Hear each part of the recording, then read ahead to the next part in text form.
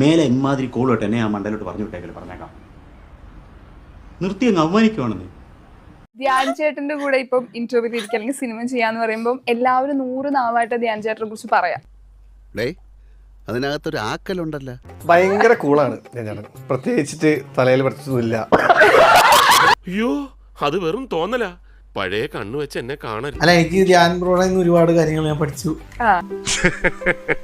എന്നെ പൊക്കി പറഞ്ഞ് സോപ്പിടാനുള്ള പരിപാടിയാ കള്ള. കുറച്ച് ജീവിത വീക്ഷണങ്ങളൊക്കെ ഞാൻ പഠിച്ചിട്ടുണ്ട്. പറയാവോ? ചുമ്മാ ഇങ്ങനെയുണ്ടോ കള്ളന്മാര് ലോകത്ത്? നട്ടാക്കുരുക്കത്തെ നുണകൾ പറയില്ല ഇവന്റെ.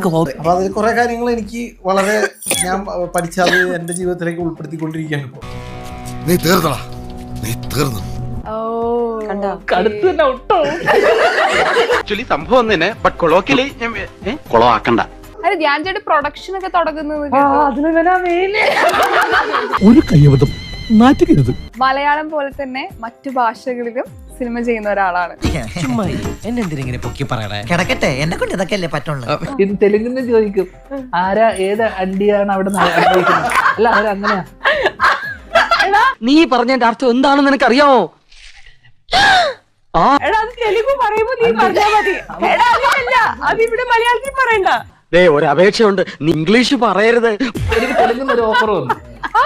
അവളെടുത്തുണ്ട്. അപ്പൊ ഞാൻ പറഞ്ഞത് ഹായ് അണ്ടി അവറിയൂന്ന് ചോദിച്ചിട്ട് ഒരാളകത്ത് കിടന്ന് ഉറങ്ങ അതെങ്ങാനും കേട്ടാ. അപ്പൊ ഞാൻ ഹായ് അണ്ടി അവറി.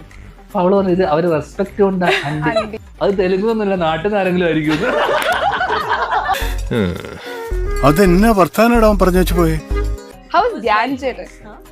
ധ്യാൻ ചേട്ടൻ. Since I'm more comfortable with Vishnu, since I've done. You're uncomfortable. Yes. I have been in Singapore for a long time. A lovely experience since I got to know him in the interviews because we do not have much scenes. ദൈവമേ മൂർഖനെയാണല്ലോ ചവിട്ടിയത്. But as far as I've known him for now, it's a very good experience to be working with him. പറ്റിക്കാൻ വേണ്ടി പറയണല്ലോ സാറേ.